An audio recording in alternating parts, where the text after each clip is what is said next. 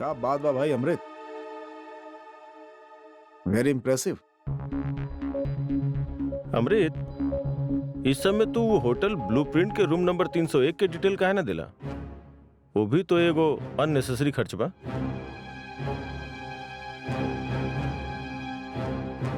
सर वहां की रिपोर्ट हमनी के पास भी ना आयल बा।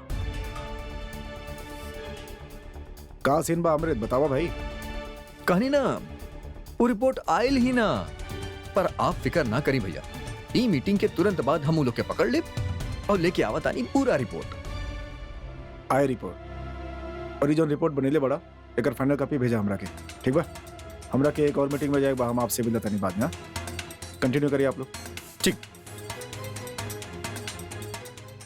बेटा। हाँ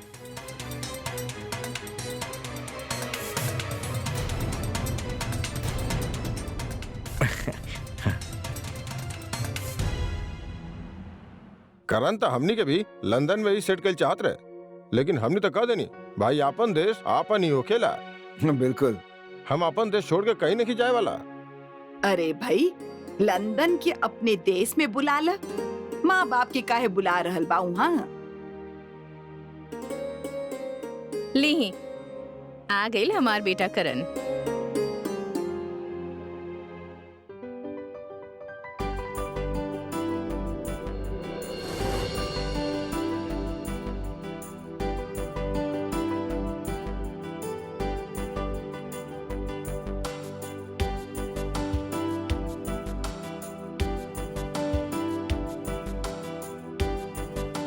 प्रोफेसर साहब, ये बा हमार बेटा करण।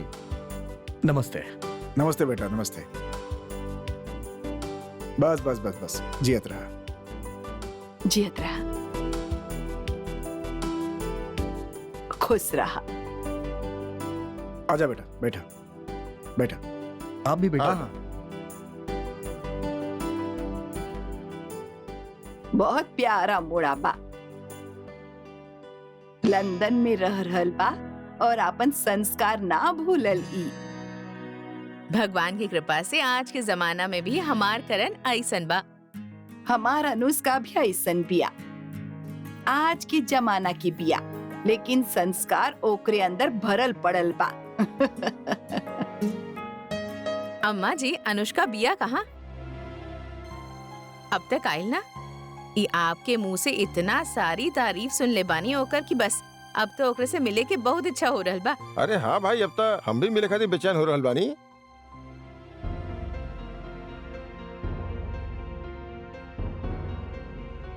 बस वो अभी 1 मिनट। अनु के ही फोन बा, हम अभी बात करके आवत बानी।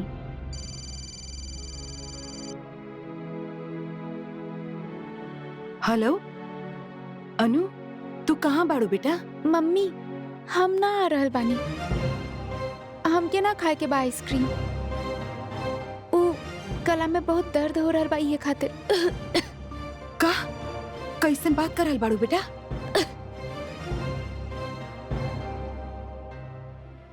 अनु, इधर सब तोहार इंतजार कर रहल बा, चला जल्दी से आई जा। मम्मी ना, हमके फिर से जुकाम हो जाए, हम ना आ रहल बानी। अरे तू आई तो जा बेटा, आइसक्रीम मत खाइया, हमने के साथ बैठ जाइए। अम्मा पापा सब इंतजार कर रहल बाड़े, चल आई जा जल्दी से। ना मम्मी, हम आइब तो हमार खाए के मन करी। आप लोग खा ली, बाय। अनु अनु, का भइल बहू, का कह रहल बिया अनु? अम्मा, अनु ना आ रहल बिया, ई का कह रहल बाड़ू? का करी, हमके तो समझ में ना आ रहल बा।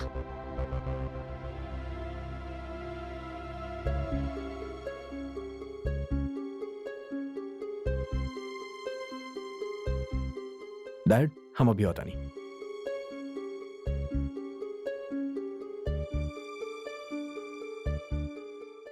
एक्सक्यूज मी आंटी, कोनो प्रॉब्लम है का?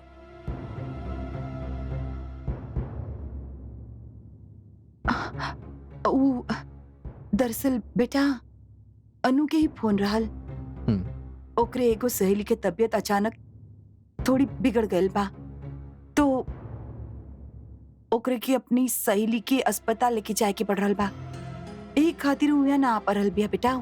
तो कौनो बात ना आंटी जी, इट हैपेंस। हमनी कोनो और दिन मिल ले। आप लोग टेंशन मत ली। लेकिन बेटा, तोरे मम्मी पापा तो बुरा मान जाइए ना। हाँ दादी जी, मॉम डैड के हम समझा ले। आप रिलैक्स करिए, चलिए आइसक्रीम खाई जाए। हाँ बेटा।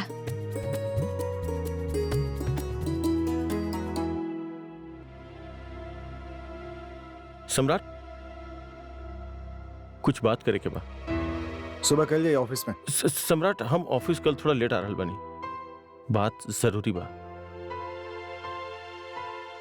बोला भाई, क्या बात बा? वो होटल के रूम में पता लगवाई नहीं है कि होखे लगा।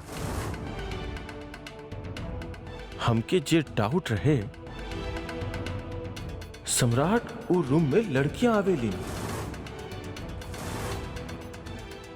और लग रहल बा ई सब अमृत कर रहल बा। सम्राट वो हमनी के तो धोखा दे रहल बा, सामने हमनी के बहन के साथ भी गलत कर रहल बा। आप क्या करत तानी? हम आपके हिम्मत कैसे बोलू वहां जाए के? केकरा से पूछ के गए नहीं आप? हमके केहू से पूछ के जाके जरूरत हेलो का भाई बा? साहब, अगर आप भूल गए बने तो आपकी याद दिला दी। आप हमारा, हम आपके बॉस पानी। हमारे परमिशन के बगैर आपके कुछ कल अलाउ नहीं खे। तो बिना हमारी जानकारी के, बिना हमरा से पूछ ले आप वहाँ गए नहीं कैसे? हिम्मत कैसे भइल आपके? अरे सम्राट, बात का भइल बा? ओखी का जरूरी काम के वजह फालतू चीज में टाइम पास करेलन। फालतू की चीज ना सम्राट, हम हमनी के कंपनी खातिर अच्छा एमे बुरा हमनी के का? आपन हमनी के कंपनी ना, हमार कंपनी भाई।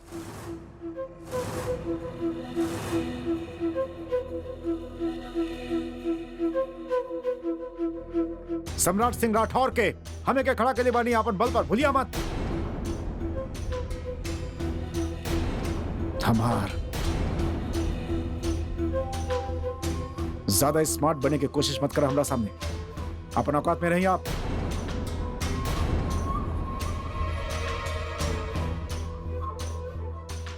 नौकर बनी आप, हमारे अंडर काम करे वाला नौकर।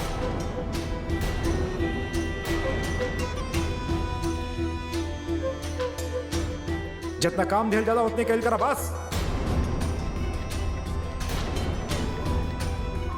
सम्राट जी, आप ही कैसन बात कर रहल बानी? बीच में ना बोलो आप।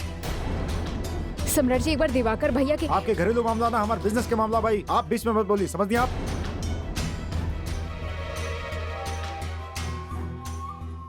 और आप पता बा हमरे का चल रहा बा अंदर, सब पता बा हमरा के। अमृत कॉस्ट कटिंग के बढ़िया प्रोजेक्ट का पेश कर देलस, इनकर जल रहल बा, काटे में नगल बाड़े होके कहें बाकी ना। अरे गनीमत मानी कि आपके निकाले के प्रपोजल ना आए, कहे कि कंपनी के सबसे बड़ा वेस्ट ऑफ मनी आप बानी। कंपनी के सबसे अननेसेसरी खर्चा आपके सैलरी बा, और कुछ।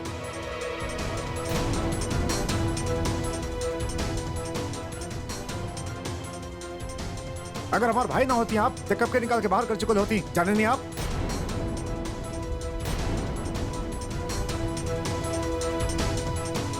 ये नजदीकी के रिश्ता बाय से झेलत नहीं आपके। ना तो सम्राट सिंह राठौर क्यों के टॉलरेट ना करेला अपन बिजनेस के मामले में। Got it?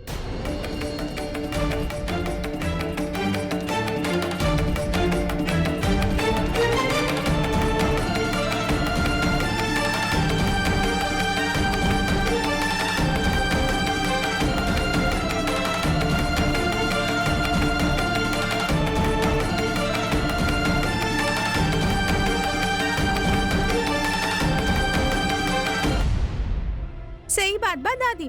अनु आइसक्रीम खाए ना गइल तो इतना बर्बाद हो गइल, और हमके कहे पर भी आप हमरे खातिर आइसक्रीम ना ले आईनी। ओकर कुछ ना काहे? तू चुप रहा सा। जानत बाड़ू ना कुछ, और बोले लगलू। तो की का पता कि कितना बेइज्जती भइलू हुआ हमनी के। अरे बाप रे बाप, बेइज्जती! आइसक्रीम ना खाए से इतना बर्बाद हो गए। अनु दुकान के उद्घाटन करे वाली रहल का? ई सब का कह रहल बानी आप दादी? मम्मी, बात का बा?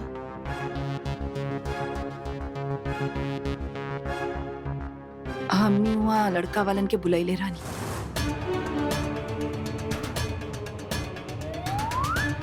अनु लड़का बहुत अच्छा बा। हमनी सोचत रानी कि एगो मुलाकात हो जात त। हे भगवान, इतना बड़ा साजिश! आप लोग हमके बताइला भी ना, हमके धोखा से बेवकूफ बना के हमके उनके पास ले जात रहलो। तो का करते, ये सब तोरे जिद के कारण भइल बा।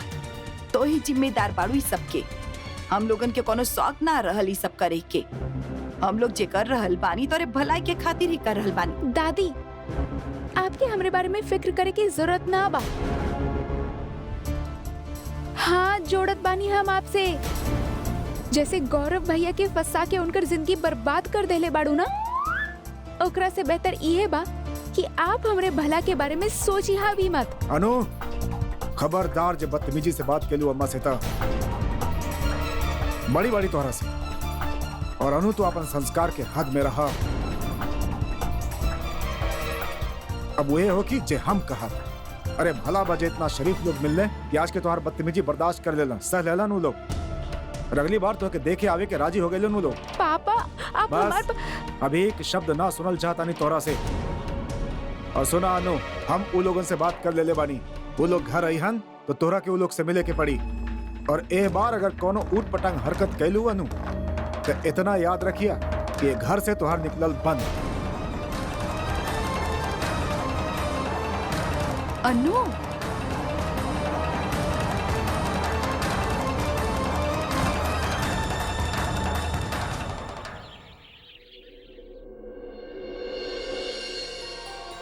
ज्यादा स्मार्ट होके की कोशिश मत करिए हमरा सामने। अपन औकात में रहिए आप।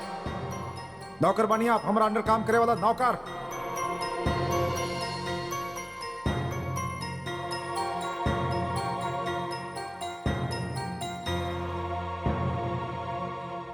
अरे बहू, अरे बेटा वो सम्राट के हम एगो किताब दिले रहनी, फाइनेंशियली समथिंग ऐसा कुछ नाम रहे ओकर। हाँ, शायद हम देख ले बनी ताऊजी। देखा यह बात हमके दता।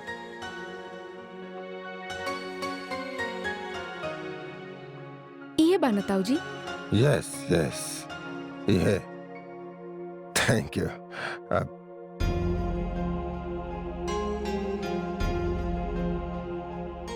का भाई, काहे परेशान बाड़ू तू? बोला। ताऊजी, हमके दिवाकर भैया के खातिर बहुत बुरा लागल। सम्राट जी के जेमन में आवेला वो बोल देले। ई कोनो तरीका बा अपन भाई से बात करे के? अच्छा ना लागेला ना? कारण बा बेटा, हमेशा सुनत रहेला है ना? जी, सुने वाला के ही लोग सुनावेले। ताऊजी, ई कैसन बात भइल? जे सुनी ओकरा के सुनावत रहा। ठीक कहता नहीं। तू ना आपन काम करा, ओकरा खातिर तोहरा परेशान होके के जरूरत नहीं खे। अब आज देख, आज के दिन मिस हो गई ना तोहरा डांस क्लास। ताऊजी, ऊ कौनो बात ना, पर हम दिवाकर भैया के लेके वाकई में बहुत परेशान बानी। हमके सच में बहुत बुरा लागल। बेचारा सीधा आदमी बाड़न, यही खातिर सम्राट जी उनके सीधाई के गलत फायदा उठावत रहने। सीधा नहीं क्यों, वो बेवकूफ कहल जाला ओकरा, मूर्ख, इडियट, डफर।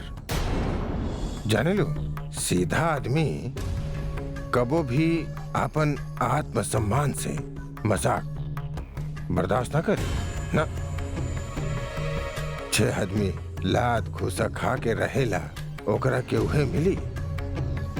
अब देखा बेटा, दिवाकर का एटीट्यूड भी कुछ ऐसे ही बा। माफ करिया, यही खातिर आपन सोचा।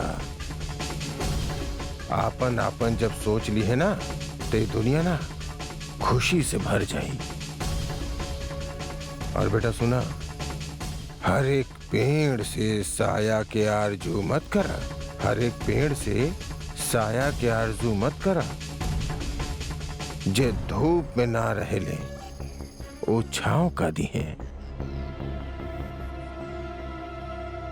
सोचा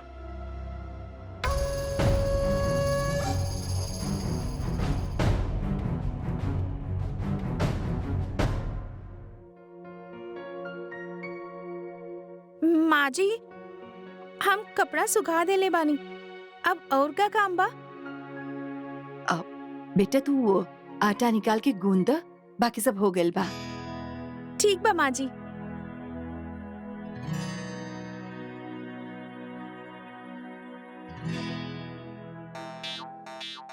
माँ जी, एगो बात पूछी? हाँ पूछे बहू। पापा जी के गुस्सा बहुत तेज बा ना? कल जब वो अनु के डांटत रहन तो हमार कलेजा तो इतना तेज धड़कत रहल जैसे हमरे अम्मा के ब्लड प्रेशर बढ़ जाले ना, बिल्कुल वैसन। हाँ बेटा, वो अनु की चिंता बा ना, उनके यही खातिर नाराज होकत रहने। अच्छा माँ जी, जब लड़का वाले अनु के देखे आई हैं और अनु घर पे ही ना रहे तब पापा जी तो अनु के बहुत डांटी है ना? हाँ नाराज तो होखी है, पर तू मत घबरा, तोहरे पे नाराज ना होखी है, तू घर के बहू बाड़ू ना।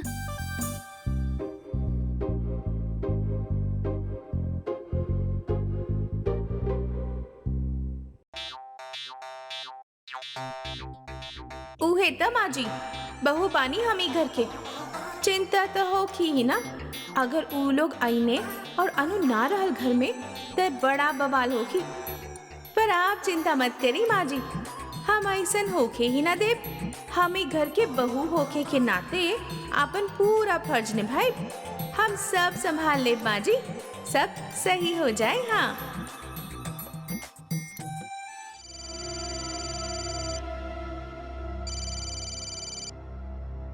हेलो।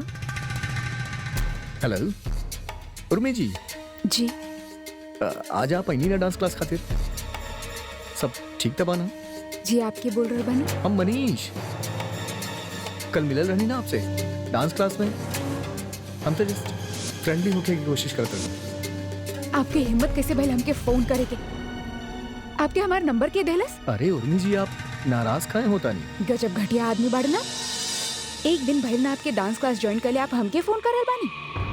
समझत का बाड़े आप खुद के? देखी, हमके तो बस आपकी चिंता हो गई रहे, यही खातिर फोन कर दे रही। एक मिनट, आपके काहे चिंता हो गई? आप बाड़न कीजिए, हमार चिंता हो गई। देखिए आइंदा हमके फोन करे के कोशिश मत करिए, फोन रखी।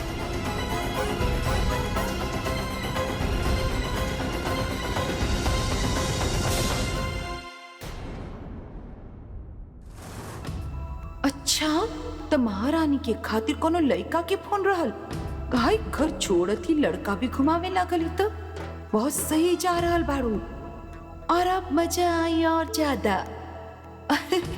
अपनी भोगने की इंतजाम तो खुद ही कर ले वो बहू।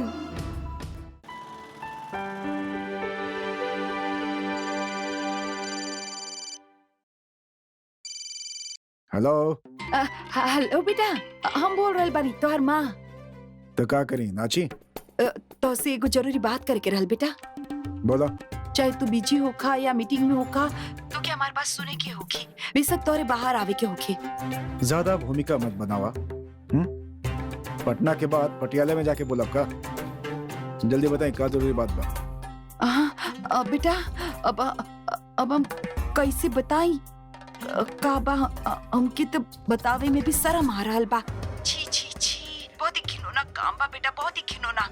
हाँ बेटा, बस ये समझ लो कि हालात बहुत खराब हो गए बा। हाँ अब हम का करी आपके, का करी हम आपके, हमरा समझ में नहीं आवत। का बिना नोटिफिकेशन की बात नहीं क्यों होता आपसे? हम काम करे ऑफिस में, मस्ती करे ना। पता बा बेटा, पता बा, पर बेटा पता बा बात बहुत सीरियस बा। अब बोलब कि रखी फोन। अरे ना ना ना ना ना, फोन मत रखिया। बतावत बानी।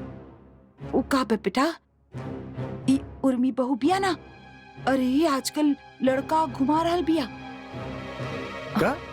डांस क्लास के साथ साथ बेटा रोमांस भी चल रहल बा ओकर। हाँ। का बकवास कर रहल बानी आप? अरे ना बेटा, अब बकवास ना कर रहल बानी, अभी हम सुन के आयल बानी अपने कान से। अरे बेटा, कोनो लड़का के फोन आयल रहल ओकरे पास और खूब मटक मटक के बात करत रहलू लड़का से बेशर्मी के साथ। हाँ, सच्ची कर रहल बानी। माँ, आपके पास कोनो और काम नहीं है का? 24 घंटा फिजूल के काम करवाला आपसे बस। अब का भाई बकवास? फालतू में इतना सा बात खातिर फोन के लिए हम रखे टाइम वेस्ट कर देनी हमारा। है बेटा, ये इतना से बात बा, ये तो बहुत बड़ी बात बा। और एगो शादीशुदा औरत ई सब रखी फोन रखी। हाँ हाँ हाँ हाँ हाँ, रखत बानी। हैं? पागल वागल हो गल बाका? हाँ? कि समझ ही बेकार हो गल बा एकर। बतावा, इतना बड़ी बात सुनी के भी शांत बा और करल बा हमसे, बस इतना से बात बा।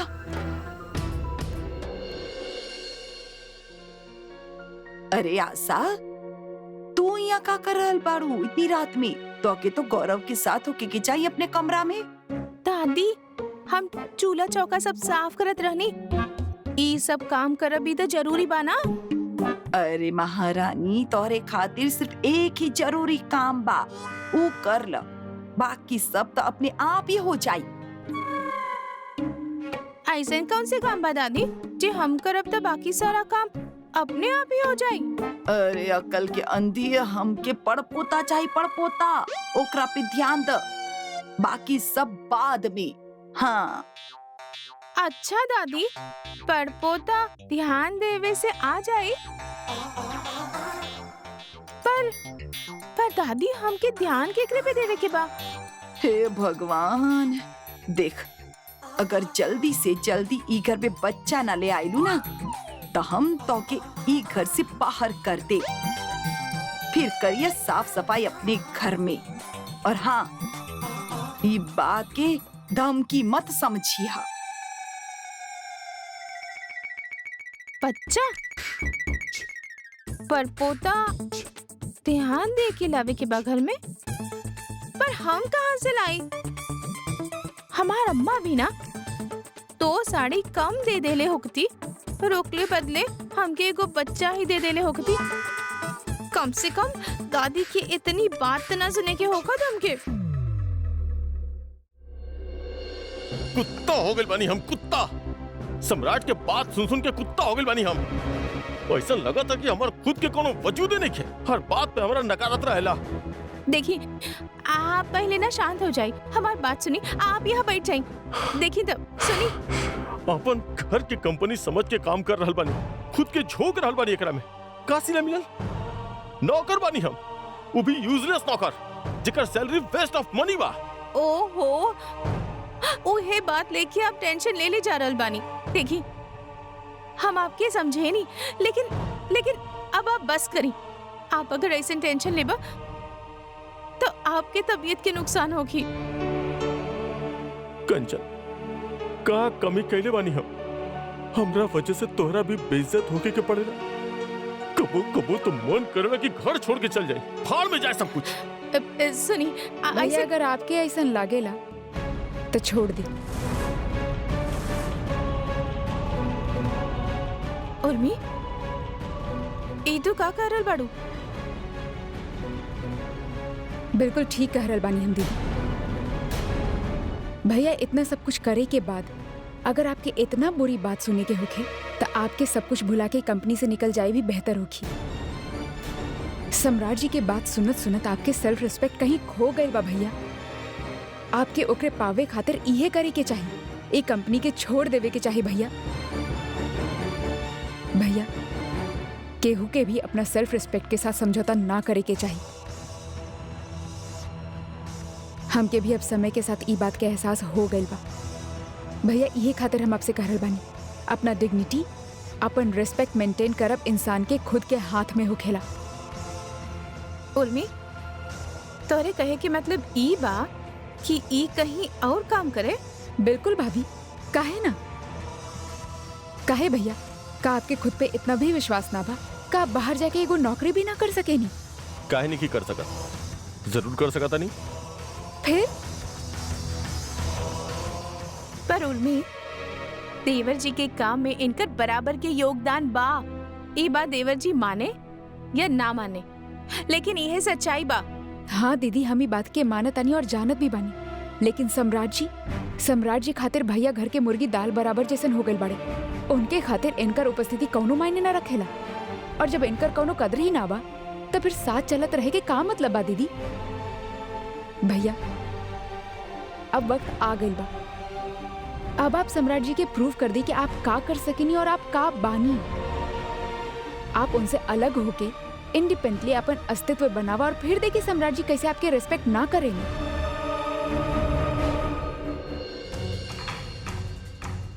उर्मी सही करल बिया।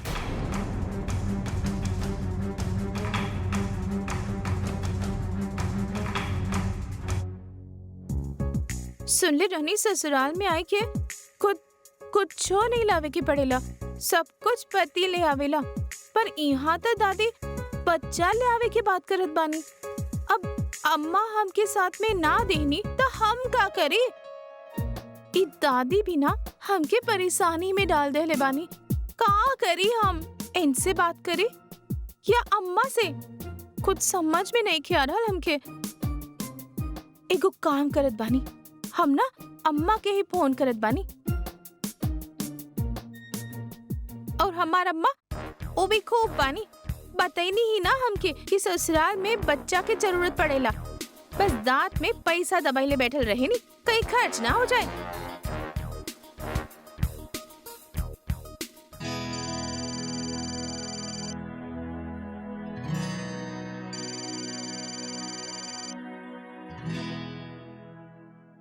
हेलो अम्मा, सोवत रहलू का? ओहो, ना तो इतना रात में हमका कीर्तन करब। ना अम्मा, कीर्तन सबेरे करिहा, अभी रात बा। भगवान के याद करे के टेम सबेरे के होखेला। हे भगवान, अब ई बतावा कि फोन काहे कर ले रहलू? अच्छा अम्मा, ई बतावा कि शादी के वक्त इतना सामान देहलू तू हमके, तो एगो पड़पोता काहे न देहलू? दादी हमेशा पूछत रहनी हमसे। अच्छा अम्मा, ई बतावा, जब हम छोटी रहनी तो तू हमके कहाँ से ले आइल रहलू? याद बात होके या भूल ही गइल बाड़ू कि कहाँ से ले आइल रहलू? या नानी देले रहनी हमके तोके? अरे पागल, केहू न देले रहल, भगवान के घर से आइल रहलू। भगवान देले बाड़न तोके, समझ लू? अब सोई जा और हमके भी सोए दा।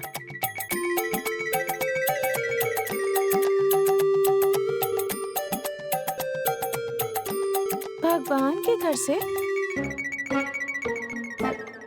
भगवान के घर? ओहो, भगवान के घर यानी मंदिर। उहे तो हम कही, मंदिर में मिली बच्चा।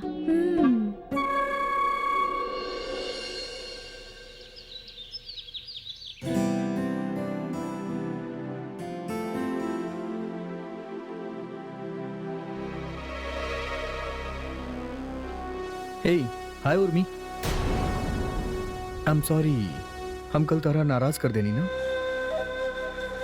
Hey, I'm sorry, हमके माफ कर दा उर्मी, प्लीज। अपना हद में रही आप। आपके हिम्मत कैसे भला हमके कल कॉल करे के? जे काम करे आयल बड़ा ओपे ध्यान दी। अपना काम से काम रखे और हमसे बात करके कोशिश भी मत करी। ई बात अच्छा तरीके से अपना दिमाग में डाली, समझ लिया? हाँ, लेकिन हमके अपन गलती के एहसास हो गइल बा। यही खातिर तो हम तोरा से माफी मांगता नहीं। Please forgive me.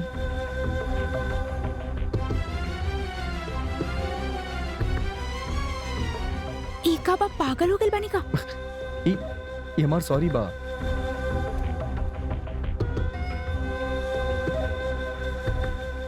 प्लीज चला, एवरीबॉडी रेडी?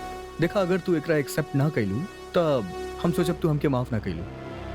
उर्मी प्लीज। लेला एकरा के। देखिए यहाँ तमाशा मत बनाई, अच्छा ना लग रहा बा। का करल बानी आप? सॉरी बोला तानी, सॉरी। चल चला बॉयज एंड गर्ल्स, कल जहाँ तक कल रहनी आज वहीं से रिवाइज कर जाए। ओके चला आजा। उर्मी प्लीज आ जाइए आप। जी। Sorry please please, sorry sorry please sorry. अरे आप लोग खड़ा काहे बनी, आजा। 1 2 3 4।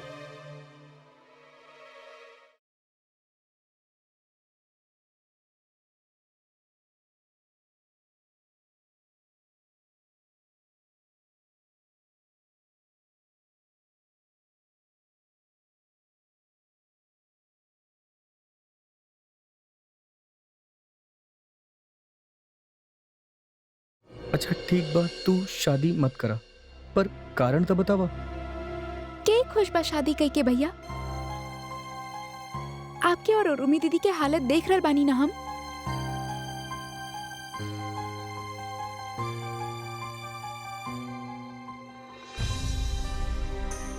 देखा अनु, एकर मतलब ई त नहीं के ना कि ई सब तारा साथे भी हुई।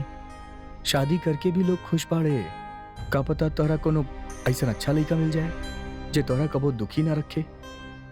देखा और ई सब तो नसीब के बात बना। पता ना भैया, पर हम ना बिलीव करेनी इस बात पे। अनु तू एक बार इस लड़का से मिल तला, हमने के बहुत अच्छा लगल बा। बहुत संस्कारी, समझदार, पढ़ल लिखल लड़का बा। एक बार मिल तला।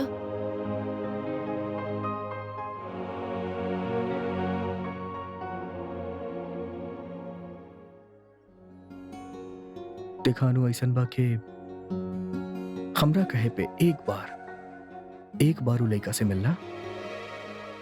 देखा हम वादा करता नहीं, अगर उ लड़का तोहरा के पसंद ना आयल तब हम बिल्कुल तोहार शादी ओकरा से होके ना देब। देखा तारा मर्जी के खिलाफ कुछो ना होई, आई प्रॉमिस। अनु तोहरा अपन भैया पे भरोसा बा ना? कौनो जबरदस्ती ना करी, पापा भी ना।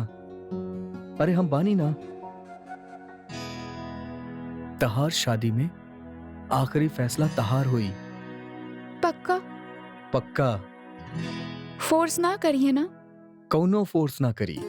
That's gentleman promise.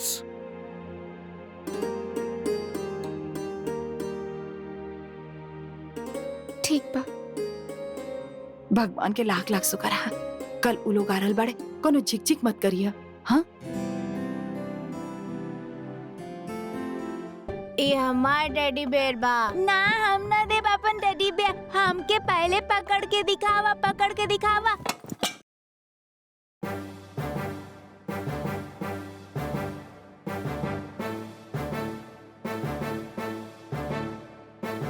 हाँ गिरा देला ना। अब देखिए चाचू तो के जरूर डांटी है। तू उठा के एकरे के वापस रख, केहू के पता ना चले के चाहिए। अच्छा बच्चू, हम का ही उठा के रखे? अगर तू गिरैले बड़ा तो तू ही उठा के रखा। तू रखबू, रखा जल्दी। ए तू हमके ऑर्डर मत कर, समझला? काहे कि तू हमसे छोटा बड़ा, और ना ही तू हमसे चिल्ला के बात कर सकेला, काहे कि हम तो से बड़ा बानी। चला उठा के रखा। ओकरे से का होखेला? हमार पापा भी तो तोरे पापा से छोटा बानी, पर तोरे पापा पे तो चिल्ला लेना तो हम भी चिल्लाई ना। चला उठा के रखा तू। ताऊ जी, माँ, पापा बाहर आई फटाफट सबके सब। और दिवाकर साहब कहाँ बाड़न, उनके भी बुलाई। आई सबके सब। बात का बा सम्राट? अभी पता चल जाए। आई भाई, फटाफट नीचे आई। आई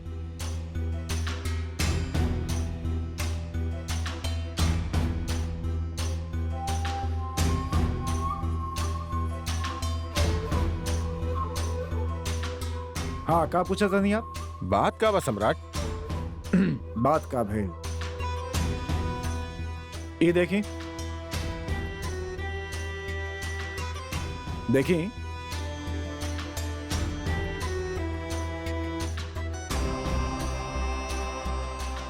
मिस्टर दिवाकर साहब के करतूत तो देखी भाई। जाना तानी का बा, जाना तानी का बा बेटा? Resignation letter. का?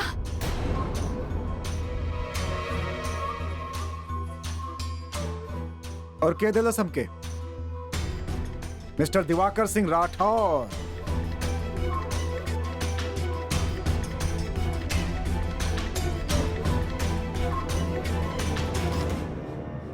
नौकरी छोड़ा ताड़न जनाब।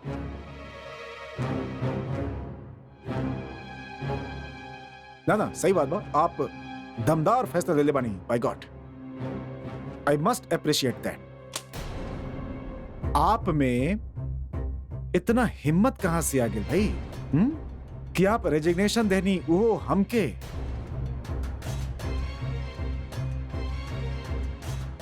ई का कर रहल बाड़ बेटा? और दिवाकर, तू ऐसन काहे कैले बोला? सच भैया, आपने कंपनी से क्यों रिजाइन करे लगा? तो चुप ही बैठा दीदी। तो हाथ पति ही सारा फसाद के जड़ बाड़न। अभी झूठा प्यार मत दिखावा प्लीज भाभी। हर बात की खातिर इनके जिम्मेदार ठहराई ठीक ना बा। इनकी वजह मत बनाई आप। अच्छा एक्सक्यूज मी, आपके पति के नकारापन खातिर केहू और ना, खुद जिम्मेदार बाड़न, ही हिमसेल्फ। और हमरा समझ में नहीं क्या हम का बिगड़ ले बानी भाई? हम का बिगड़ ले बानी आपके? कोनो बात के सजा देता नहीं हमके। एक आप सिंसियरिटी से काम कर लेना, ऊपर से काम छोड़े के बाद कर लेना। ताऊ जी समझ में नहीं क्या नया नया तरीका ढूंढी हमके टॉर्चर करे कि का धमकी भाई? का धमकी भाई? कर मतलब का भाई? कर रीजन का बा? हम भी जानना चाहते नहीं, बतावा। ये धमकी नहीं क्या सम्राट, ये हमारा डिसीजन बा। Oh, decision. Oh my God, somebody taken decision today. बधाई हो के भाई साहब, आप अपने लाइफ में पहला डिसीजन ले ले बानी। जाना था नहीं आप? क्या बात भाई यार, today is wonderful day. Please congratulate him everyone. जिंदगी के पहला डिसीजन बाइन करी। अच्छा ही बताएं कि ए फैसला के बाद अब आपके क्या इरादा बस सर जी? आपका अकेल चाहब घर के सब महिला लोग के साथ बैठ के मुफ्त में रोटी तुड़ल चाहता नहीं?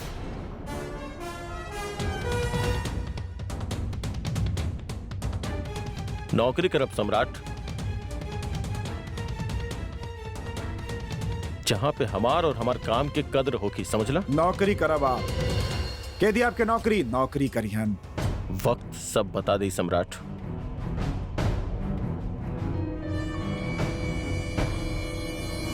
मतलब वक्त आपके नौकरी करी? स्पोक पर्सन बना लियो क्या अपन? कहें? ए सम्राट, छोड़ा जाए था ना यार। काबिलियत होगी तब भी नौकरी मिली, वरना आज के जमाना में नौकरी पावल आसान नहीं खे बेटा ना, बहुत मुश्किल बा।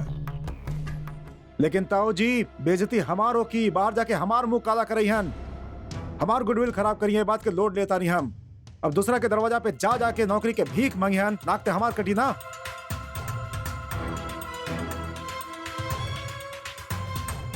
आप कहे बुद्ध बन के खड़ा बानी, कुछ बोलत कहने की, बोली ना कुछ। हाँ, बोला ना, कुछ तो बोला। सम्राट, अब तक हम दिवाकर के सिर्फ यह कह के रोकत रहनी, ओकरा सब कुछ कह के सहे खातिर मजबूर करत रहनी कि घर के बात बा, भाई बा तोहार। लेकिन अब ना सम्राट,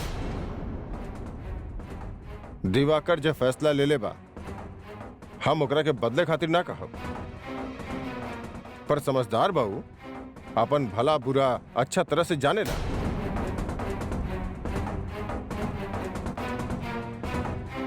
सम्राट, हम दिवाकर के रोकब ना, आखिर ओकरा के भी आपन हिस्सा के सम्मान पावे के पूरा हक बा।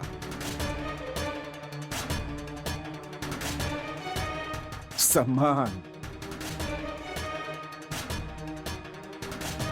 पूरा हक बा भाई, सम्मान पाए के पूरा हक बा। ठीक बा, अगर इनके बाहर नौकरी करे के बा, कंपनी छोड़े के बा, इंडिपेंडेंट होके के बा, सम्मान पावे के बा, तो आप एगो काम करी भाई साहब, अपन बोरिया बिस्तर बांधी, अपन परिवार के साथ हमारे घर से बाहर निकल जाए।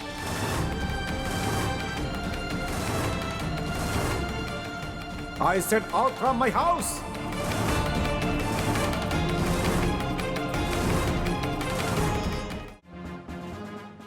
अपन अहम और मैं में शायद भूल गिल बड़ा।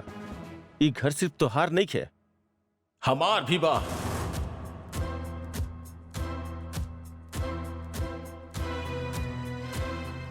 का? अब जब तू इतना नीचे गिर गिल बाड़ा तो हमके भी कहे में कोनो झिझक नहीं है। ई घर में बराबर के हकदार बानी हम, समझला? दिवाकर एकदम ठीक कह रहल बा सम्राट। सबसे पहले ये घर हमार बा और दिवाकर हमार बड़ बेटा बा।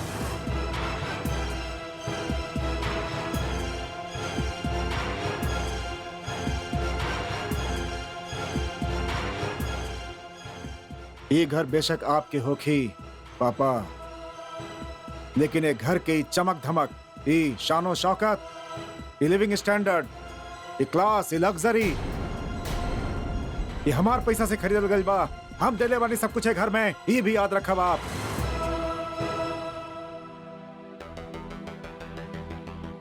ये सब का करल बा बेटा? बस कर, तू दोनों बहुत हो चुकल, बस। सम्राट जी अब सब कुछ खत्म करी ना। आप काम और बिजनेस के बीच में घर के काहे ला रहल बानी? चुप! अपन ज्ञान अपना पास रखिए आप। अभी दो भाइयों के बीच के मामला बा भाई। का मतलब का बा भाई साहब? का कल चाहता नहीं आप? तो आप एक घर में रहब, यहाँ के खाना खाए फ्री में, बिना काम के लिए ऐश कल चाहता नहीं आप? कौन हद तक गिर गिल बड़ा तू सम्राट? अब हमनी के जीते जी ये बात करबा? साफ साफ बोलने तो बुरा लग गया आपके। डोंट वरी सम्राट, तोहार कमाइल पैसा में से एक दाना भी हमनी के ना छुअब, और हमनी के परिवार भी तोहार आसपास ना आई। इतना काबिलियत बा हमरा में कि अपन परिवार के पेट पाल सके नहीं हम।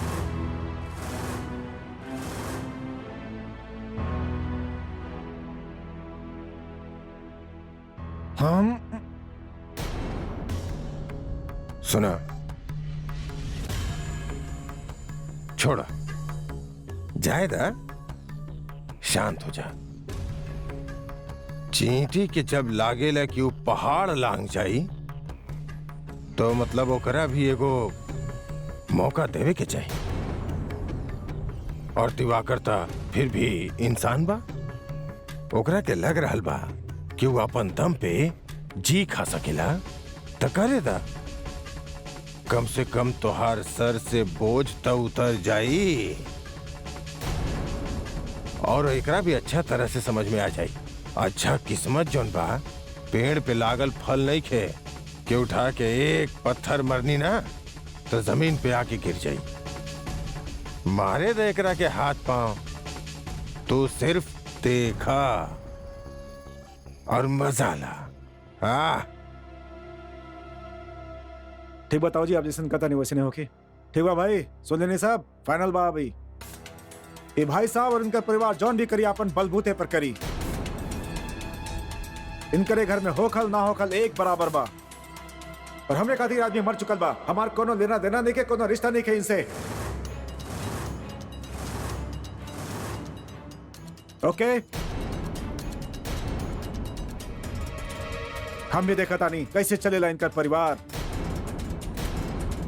और कितना काबिलियत बा इनके अंदर। हाँ सम्राट, हम भी तोरा के दिखा के रहब। अच्छा भाई, तू हमार सुतल जज्बा के जगा देला। अब बस तू देखत जा।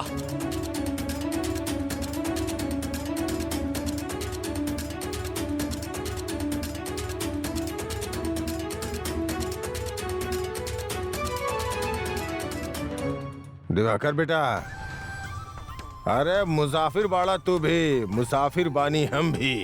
कौनो मोड़ पे फिर मुलाकात होखी, मिलल जाई। Let's see.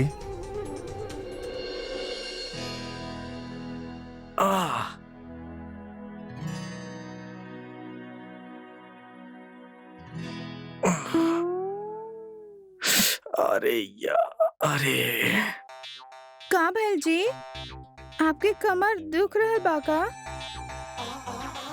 हाँ बस तनी से।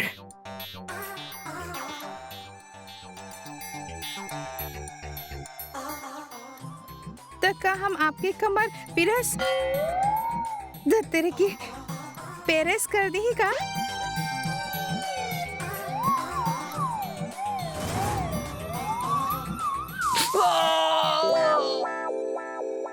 अरे कब पगला गई बड़ू का? आप चिंता मत करी, हमके मालूम बा कि पेरेस के मतलब दबावल भी होखेला। अब आप लेट जाई ना, हम आपके कमर दबा दे रहल बानी, नाना रहे दी, आपके आराम मिल जाई। अरे हम आप ठीक लेटी बानी। ना, अरे ना चाहिए, हम कहनी ना आपके। अरे लेट जाई ना। अरे ऐसे ना, ऐसे लेटी ना।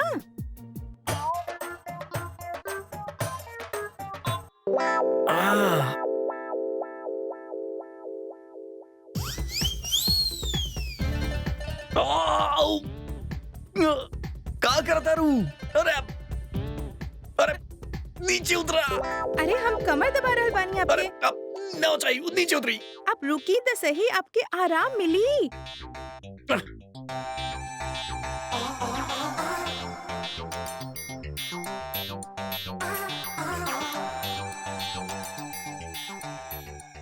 आपके पता बा कल अनु के देखे आवे वाला बानी, तो हम सारा तैयारी कर ले बानी।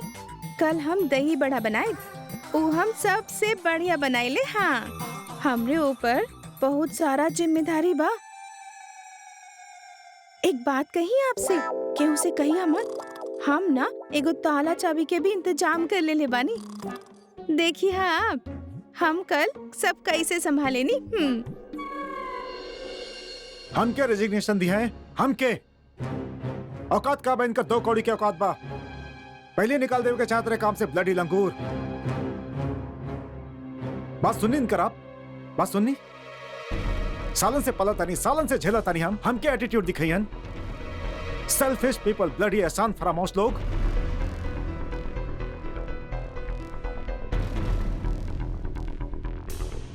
सम्राट जी, आप काहे नाराज हो रहल बानी?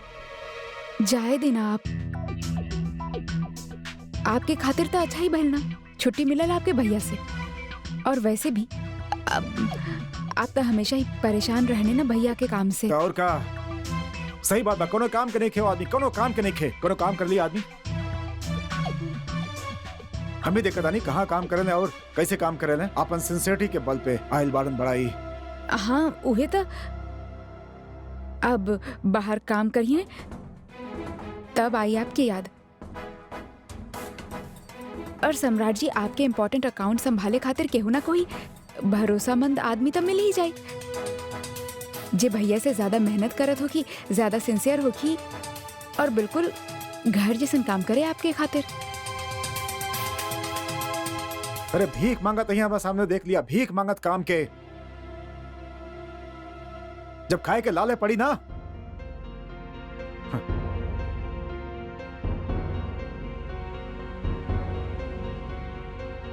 सम्राट जी, हम का सोचत रहनी, इन नौकरी, बिजनेस, घर के बाहर तक सब ठीक बा, घर के अंदर ही सब कुछ ले आए जरूरी बा का? घर में हम सब मिलजुल के एक साथ अच्छा से रही तो अच्छा लगेगा भाई? ना। मिलजुल के कहे रहियन? हाँ जी, हमार कमाई खाए खातिर? खबरदार जो दोबारा ऐसा बात के लू था। ये घर हवा से ना पैसा से चलेला, जो हम देला। सम्राट जी, आप उनके और उनके परिवार के हर चीज से अलग रखा बाप, समझ मैडम जी? ऊपर देखें, यहाँ देखें, हर चीज से अलग रखा बाप।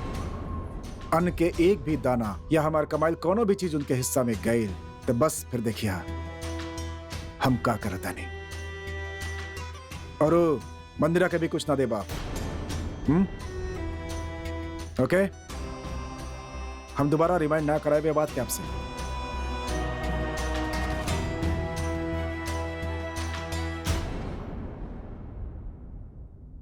भाई साहब, ये बात के तो हमके खुशी बाकी दिवाकर उर्मी बहू के समझावे पे इतना बड़ा कदम उठौलस, लेकिन साथ ही साथ ये बात के बहुत दुख बा कि हमार दोनों बेटा और ये घर हमारा आंख के सामने बट गई। परिवार में विघटन होके ऐसा तो हम कबो ना चाहत रहनी भाई साहब, लेकिन जब ऐसा होके लेना भाई साहब तो कुछ ना बचेला। प्यार, लगाव, अपनापन धीरे धीरे सब एक दूसरा खातिर पराया हो जाले।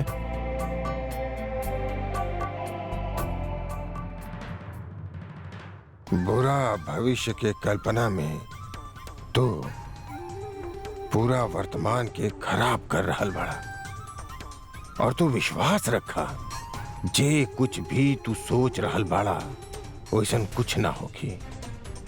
तोहरा अभी बुरा जरूर लग रहल बा, लेकिन घर के हालात और रिश्ता मजबूत करे में ये घटना सबसे महत्वपूर्ण साबित होगी। का होखेला रूप कि रोटी खाए से पेट में ऐठन होखे तो समझ जाए कि चाहे कि बदहजमी हो रहल बा। अगर रोटी ना होखे और फिर पेट में ऐठन होखे तो ओकरा के भूख कहल जाला। वैसे ही जब इंसान के आपन के प्यार छछा के उफान मार के मिले ना तो बदतमीज हो जाला, लेकिन जब उहे आपन से दूर हो जाला तो फिर प्यार पावे के भूख ओकरा के सतावे लागेला। तब जाके ओकरा के रिश्ता के अहमियत समझ में आवेला। शायद आप ठीक कर रहल बानी भाई साहब। का पता ही तरह से सम्राट के अपन भाई के होके के अहमियत के एहसास होके। राइट, आई एम हैप्पी कि तू भी बात के समझ के अपन दिवाकर के साथ खड़ा बड़ा। वैसे भी रुद्र, दुश्मनी के सफर एक कदम दो कदम। तू भी थक जाइबा, हम भी थक जाइब। कब तक? बोथ ऑफ देम विल रियलाइज।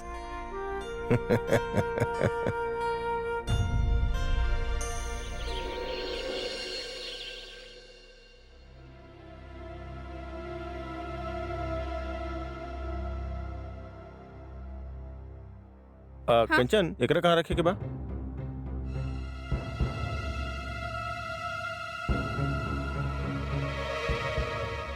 गैस? हाँ आई भैया। ई काबा भाभी अंदर चली। आई आई। हाँ बेटा, ये का बा? सिलेंडर?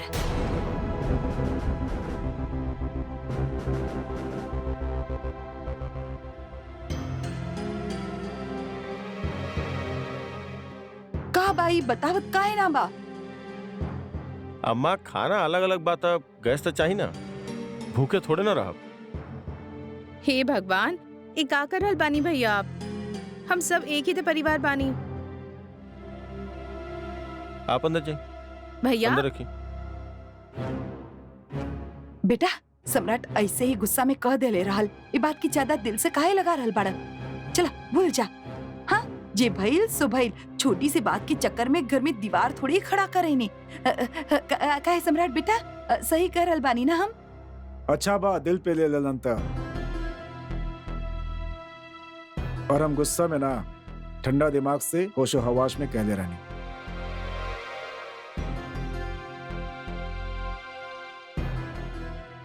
हाँ बेटा, ये कैसन बात करल बाड़ तू? बड़ा भाई बा तोहर, और कौनो घर में भाई बहन के बीच में लड़ाई ना होखेला।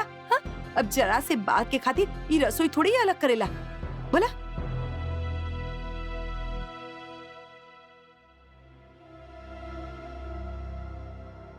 शुरू ई कैले बाड़न, खत्म हम करब। ओके दा जे हो रहल बा।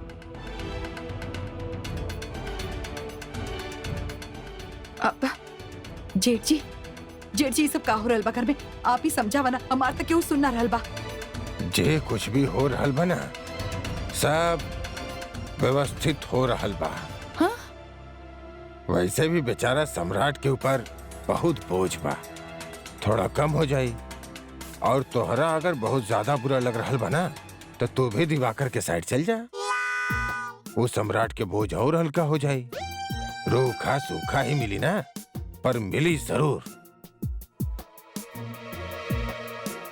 जेठ जी, माँ बाप बच्चन पे बोझ थोड़े होके ने। वैसे भी सम्राट कितना मानेला हमके, हम एकरे खातिर बोझ काहे होखब? अब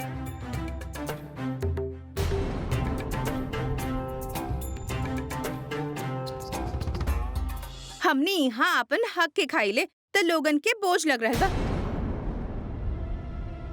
लेकिन एक घर में कुछ बेशरम लोग ऐसन बाड़न जिनकर कौनो हक ना, लेकिन फिर भी लगल पड़ल बाड़न। अरे ऊ लोगन के तक केहू कुछ ना बोलत। बहुई केकर बात कर रहल बिया अमृत? पता ना केकर बात करता है।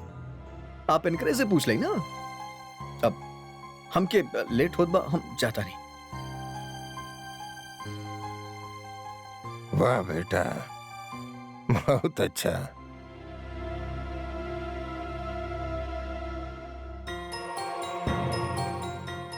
भैया ये सब आप लोग का कर रहल बानी? भैया ई त हम कबो ना चाहले रहनी। हम जाना तनी उर्मी तू ही ना चाहत रहलो, लेकिन जहाँ तू हमरा के देखल चाहत अड़ू, जौन मान सम्मान के तू बात करेलू, वहां तक पहुंचे खातिर बहुत सा मुश्किल से गुजरे के होखी। अब बस हम ही चाहता नहीं कि तू कमजोर मत होगा और हमके भी मत होके ता। अपने खुद के फैसला पे हमनी के खुद के सही साबित करे के बा। भाभी उर्मी, इस सही करल बाड़न। अब मौका मिलल बा तो एकरे के लेवे के ही होगी, ना तो जिंदगी भर बेशरम बन के रहे के होगी। साड़ी तो पहने के होगी ना, हाँ? और साथ में ई कान के। हम ही सब तामझाम ना करे वाला बानी। हाँ प्लीज। अरे पर दादी का भइल बहू, ई तरह काहे चिल्ला रहल बाड़ू? अरे माँ जी, जल्दी जल्दी करे, आ गई ने वो लोग। का लड़का वाला आ गई ने? हाँ दादी, और के? हे भगवान, अब का करे अम्मा? कौनो बात ना, चलो चलकर देख ले जा। अनु बेटा अच्छा से तैयार हो के आई जा। हाँ देखा, कान के कंगन साड़ी सब पहन के बहुत सुंदर बन के आई है। चलो बहू आओ, चलो आओ।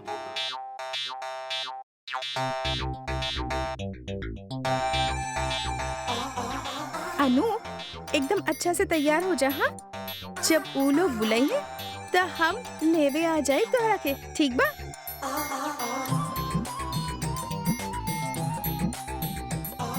अनु, हम दरवाजा लगा के जा रहल बानी, ठीक बा? हाँ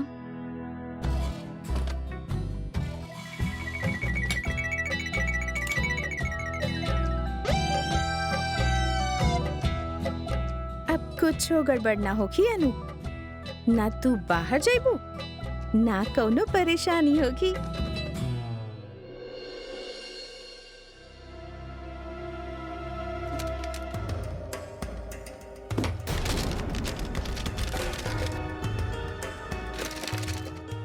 आ गई नहीं आप? बड़ा जल्दी आ गई नहीं आप? कहा है खुशी ना भेल आपके? चल जाइए वापस। कब डिस्टर्ब कर देने लगा था, कुछ इंपॉर्टेंट काम करते नहीं आप? अरे ना, आप ऐसा बात काहे करत बानी? हम आपसे ऐसे थोड़े ना कहले बानी। ना, आपके रिएक्शन से तो ऐसे ही लागल। ओ, आपके चेहरा पर वो खुशी वाला भाव नजर ना आए, यही खातिर। अरे बाबा, हम बहुत खुश बानी। आपके खातिर पानी लेके आवत बानी, आप बैठी। भाभी आपसे क्यों मिले आयल बा? हमसे मिले के आयल बा? पता ना, हम उनकरा नीचे बैठा देले बानी। मुक्ति भैया आप चली, हम आवतानी। ठीक बा। और हम आपके खातिर कॉफी भिजवातानी। और पानी भी जी आप खुद लेके आवे वाला रही। ले आवतानी हम।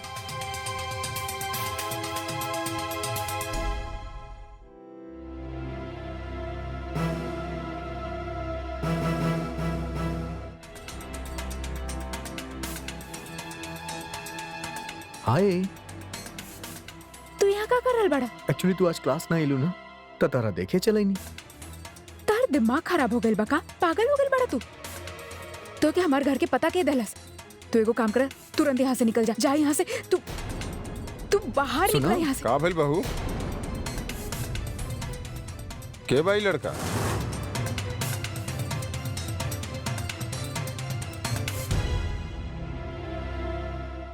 जी पापा वो अरे बताओ इनके हम के बानी। अरे एक ना एक दिन सबके बतावे के पड़ी ना।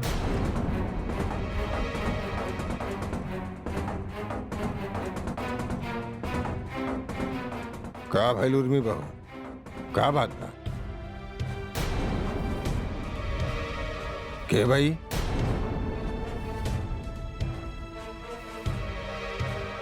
ताऊजी क्यों ना वो नमस्ते अंकल, हमारा नाम मनीषा। हम और उर्मी एक दूसरे से बहुत प्यार करेले।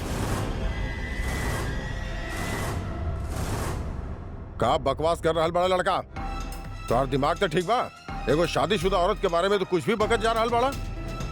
हम बकत नहीं की और हम उर्मी के शौर्य के साथ एक्सेप्ट करे खातिर तैयार बानी। और एकरा खातिर हम एकरा प्रॉमिस भी कैले बानी। का उर्मी कैले बानी ना? एक ही शौर्य के बारे में भी पता बा? ए, का उठ पटांग बकवास कल जा रहा बड़ा तू? अरे उर्मी बताओ ना इनके, हमनी रोज मिले ली।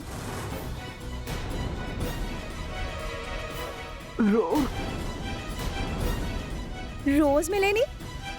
कहाँ मिलेला? डांस क्लास में।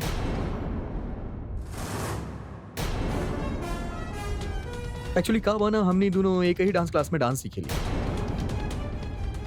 Dance class? Dance class? ए लड़का है, का बकवास कर रहा बड़ा?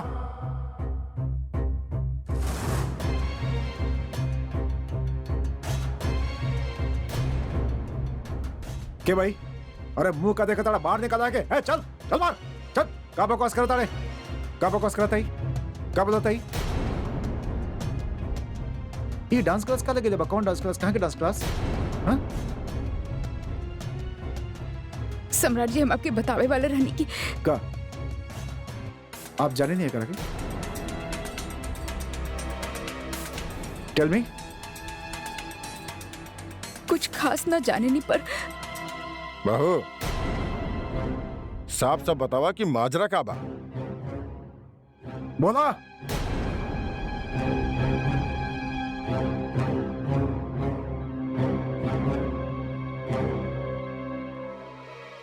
दरअसल पापा हम डांस क्लास जाता नहीं।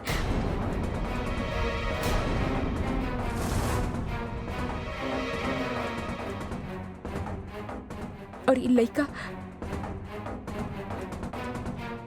हमके उहे में मिलल रहे, हमरे साथ डांस सीखेला। आप डांस क्लास जानी और हम के बात के खबर तक नहीं खे? भैया आपके का हम सब में से केहू के ना पता? हाँ, केहू के ना पता। आप बिना केहू के बतैले डांस सीखे जाली? इतना बड़ बात आप हमरा से छिपौनी? उर्मी तू डांस क्लास कब जात रहलू?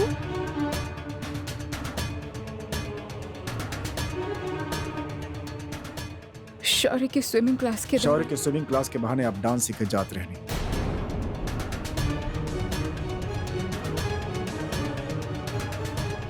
और हमारे बेटा के अकेला छोड़ के। हो बेटा जी। ना सम्राट जी, हम शौर्य के अकेला छोड़ के ना जात रहनी।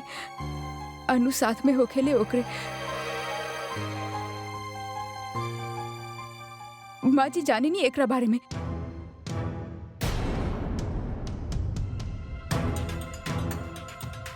माँ जी हमसे कहले रहनी कि हम डांस क्लास ज्वाइन कर ली। माँ जी बताई ना सम्राट जी कि आप।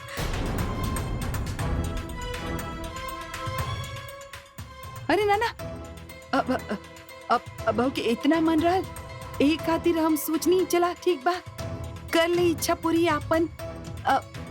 हमके थोड़े पता रहल डांस सीखत सीखत ई लड़का घुमावे लगी है। भाई लैला मजनू जैसन इश्क मोहब्बत के फितूर चालू कर दिए, हमके ना पता रहा।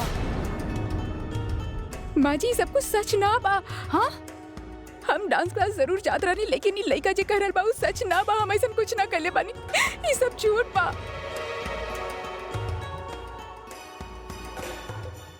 सही बात। अरे उर्मी अगर डांस क्लास जात भी रहल तेकर मतलब ही नहीं है कि उर्मी से कर रिश्ता बा। फालतू बात कर रहल भाई। ए तोर बेवजह के बकवास के यहाँ केहू भरोसा ना करी। चल निकल यहाँ से, निकल बाहर, बाहर निकल चल। जेठ जी चलो। ये लड़का झूठ का है बोले, जरूर कोनो बात होगी। हाँ अब देखिए हम उर्मी से प्यार करेली, सच्चा प्यार करेली, और ये भी हमरा से प्यार करेली। अभी थोड़ा डराइल बाड़ी। ये तो का बकवास कर रहल बड़ा। हम बकवास करता नहीं। उर्मी प्लीज एक्सेप्ट द ट्रूथ। सम्राट जी सब कुछ झूठ बोल रहल बा, ऐसा कुछ भी। एक मिनट। ओए ट्रुथ के बच्चा, यार देख, झूठ बोला था ना। हम झूठ काहे बोला? प्रूफ का बात और पास? प्रूफ का प्रूफ बा? का साबित करे के बा? का प्रूफ करे के बा हमरा? हाँ सस्ता ई बा कि उर्मी अपन दिल के बात हमरा से शेयर करेली। का उर्मी? अरे वो तो यहाँ तक बतैले बाड़ी कि ओकर पति खुश ना रखेला ओकरा के।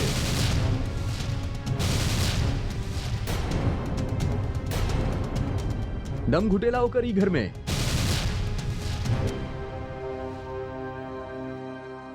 हाँ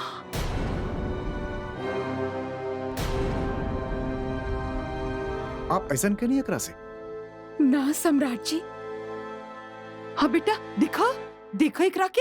और इतना ही ना, ई तो वो भी बतैली जो आपके और आपके बड़ भैया दिवाकर के साथे बीच में भइल, जेकरा वजह से दिवाकर भैया इस्तीफा देले और ई घर में इतना बड़ा बवाल खड़ा हो गई।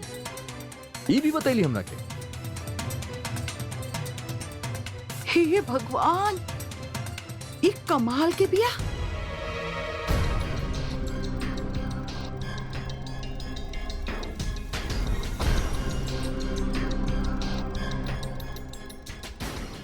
यार बाप रे उर्मी, घर के झगड़ा भी तू एकरा के बता देलू। ये तू का बोल रहल बड़ा? तू काहे झूठ बोल रहल बड़ा? हम तो उसे कब बताई नहीं सब। प्लीज उर्मी ऐसे अनजान मत बना। तारा अलावा हमके ई सारा बात के बताई? हे भगवान, ये झूठ बोल रहल बा सम्राट जी।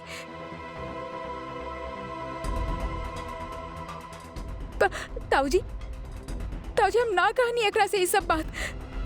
गिनके 2-3 बार बात भइल बा हमारे एकरा से। हम ना जानत बनी कैसे झूठ काहे बोल रहल बा। पापा हमारी यकीन करी, सम्राट जी हम सच कर रहल बानी। हम ऐसा काहे करब? हम काहे? सम्राट जी तेरा इस सब बात से साबित ना होखेला कि हमार बीवी के साथ तोर कोनो रिश्ता बा। हमार बीवी कहती है कि तोरा साथ कोनो लेना देना नहीं खे, तो कोनो लेना देना नहीं खे। समझ गए बात?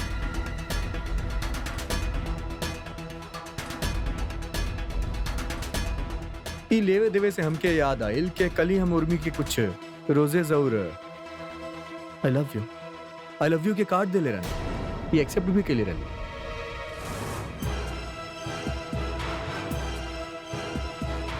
हे भगवान, तो ऐसे तो साबित हो गई ना कि हमनी दोनों के रिश्ता बा। उर्मी ई का कहता लड़का यार? सम्राट जी झूठ बोल रहल बा। ये हमके कार्ड देले रहल, हम मानत बन, लेकिन सॉरी के कार्ड रहल। तू झूठ काहे बोल रहल बड़ा? का चाहिए तोके? उर्मी इतना बड़ा झूठ मत बोला। अच्छा तो कार्ड के लेन देन भी शुरू हो गए रहल है? ना माँ जी ऐसा कुछ भी ना, ये सिर्फ सॉरी बोलत रहल। और सिर्फ कार्ड ना, रोजेस भी रहे, लाल वाला। बस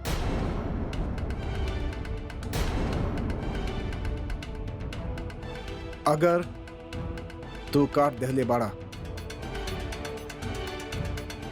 एक्सेप्ट कर ले बानी ना आप, तो आपके पास होके ना वो कार्ड।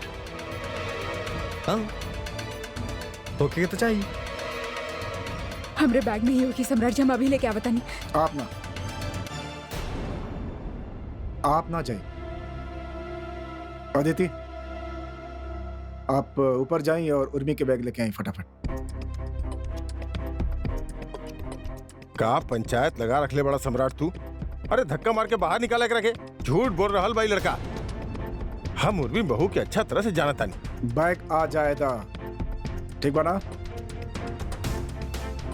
सब सच्चाई सामने आ जाए। रुकिए। हे, अगर ये सब तो हमारी बीवी के परेशान करे खातिर कैले बाड़ा ना, और तो हर कहल हर बात झूठा निकलल, तो तू तो गईला बेटा।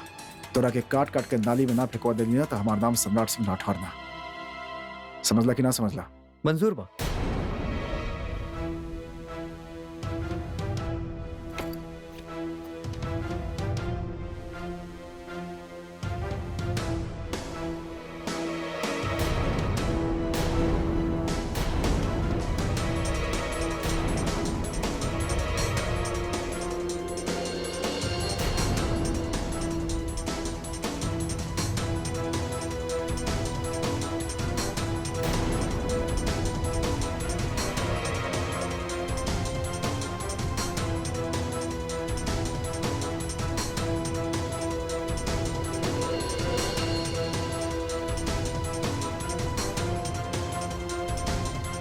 देखी ना आप सम्राट जी, झूठ बोलत रही आदमी, हमके फंसावे की कोशिश करत रहे। सम्राट ये लड़का फ्रॉड बा। धक्का मार के निकाले करा के बाहर। अरे फ्रॉड ही लड़का नहीं खे, फ्रॉड ई करल बिया सबके साथ।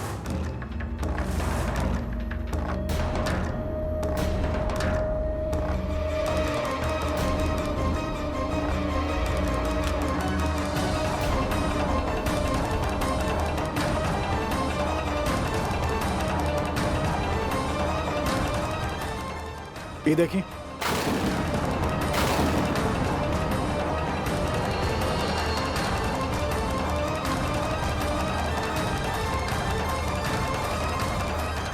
हाय, दिल वाला कार्ड, दिल वाला कार्ड दिलसी।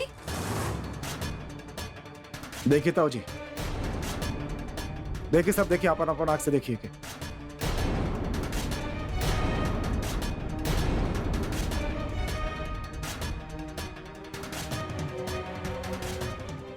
अरे एक बच्चा के माँ बानिया ई गुल खिला रहल बानिया।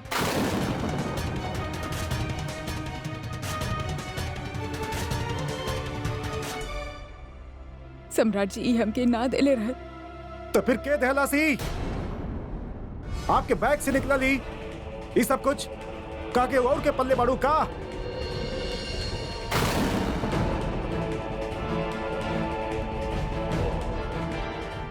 ही करें नहीं आप बाहर जाके? थोड़ा सा छूट का मिल गया आपके बाहर जाए के गुलछर्रा उड़ावे लगली लंगूर के साथ। देखनी कल रनी ना हम कि हम झूठ ना बोला था नहीं। तू बाहर चला। अरे बाहर अरे चला। हमारा सुन। अरे यहाँ रुकला थे, चांद से मार दे। चल बाहर आउट। सम्राट जी हमारी यकीन करिए, हम ऐसा कुछ ना कहीं नहीं, ये झूठ बोल रहे बा। सम्राट जी हमरा चुप। बेवकूफ समझ ले बाड़ू हमके। सम्राट जी हम ऐसा कुछ ये देखल बाकी रह गए रहे। अब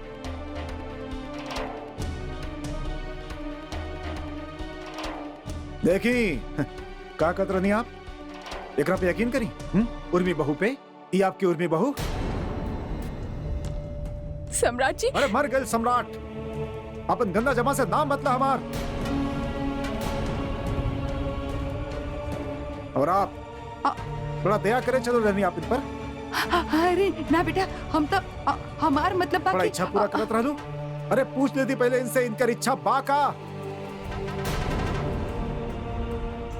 अरे अच्छा भाई, आज पता चल गई, वरना कहीं भाग भाग जाती था इनकर भाई गौरव की तरह हम भी कहीं मुंह दिखा के काबिल ना रहती।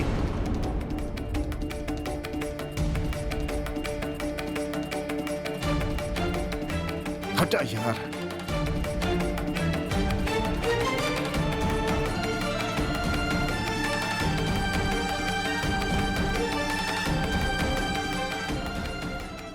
उर्मी, तो से ये उम्मीद ना रहल। बाकी तो बड़ी खिलाड़ी निकल लो।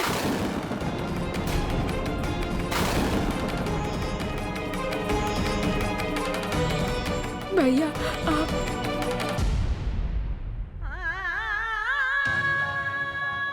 माँ जी, हमारा नाम काहे ले लू तू? हाँ, लूची कहीं के। देखा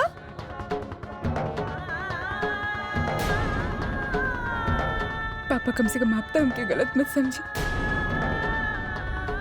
हम कुछ न कहले बानी पापा। अब बचल काबा बहू।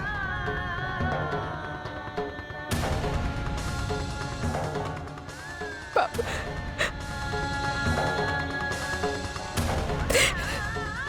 ताऊजी, हम कुछ न कहले बानी, सब झूठ बा। हम कुछ न कहले, हम कुछ न कहले, ये सब झूठ बा।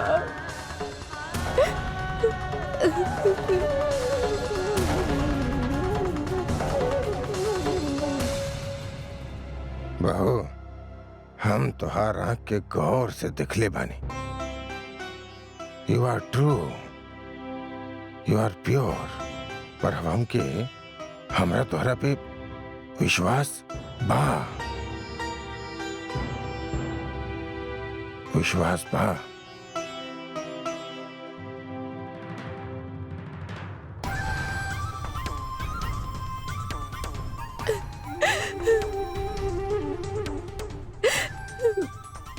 बेखुदी बेसबब ना बा गालिब, कुछ तो बा जेकरा खातिर पर्दादारी बा। अंकल, आप बाकी सब छोड़ी, हमरा साथे चली, हम आपके लंदन घुमा देब। अरे करण बेटा, हम कहाँ जाए लंदन।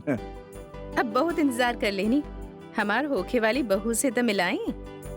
हाँ हाँ, सरोज, अनु के लिए आवा। जी।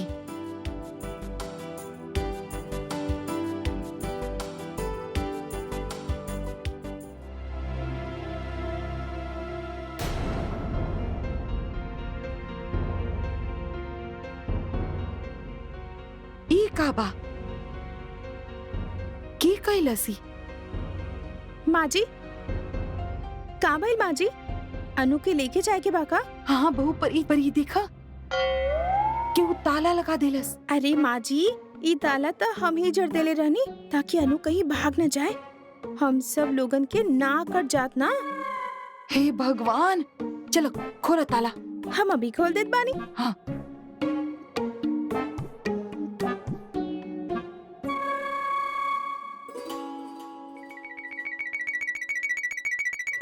पर माँ जी, चाबी कहाँ बा चाबी? माँ जी आप रुकी, हम सोचत बानी कि हम चाबी कहाँ रखनी। का करल बाड़ू तू बहू? के कहलस तो कि सब करे खातिर? हाँ, अब का जवाब देब हम? का भइल बा मम्मी?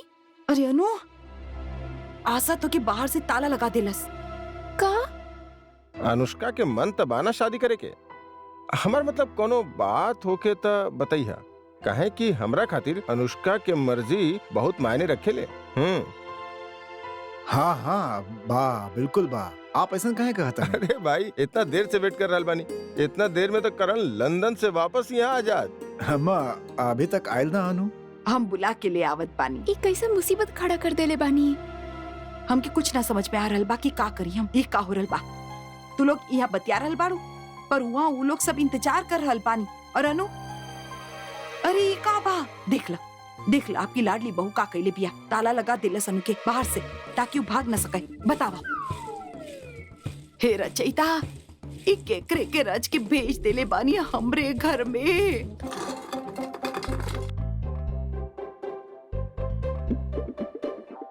के कहले रहल अक्ल लगावे खातिर? कहाँ बा चाबी? हमके पक्का से याद बा कि चाबी हम यही कौनो डब्बा में रख ले रहनी। अगर वो लोगन के पता चल गईल कि यहाँ का हो रहल बा त अनु के देख ले बगैर शादी से मना कर दी है। सिर्फ बर्बाद करे के सहुर बा महारानी के।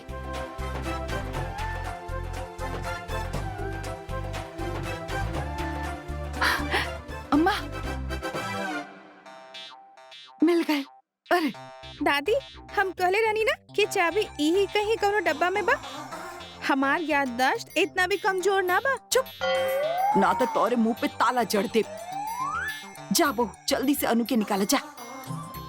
हम तो अपन नरक कर देनी तो के यहाँ ले आई के कोनो काम के ना बाई मोड़ी।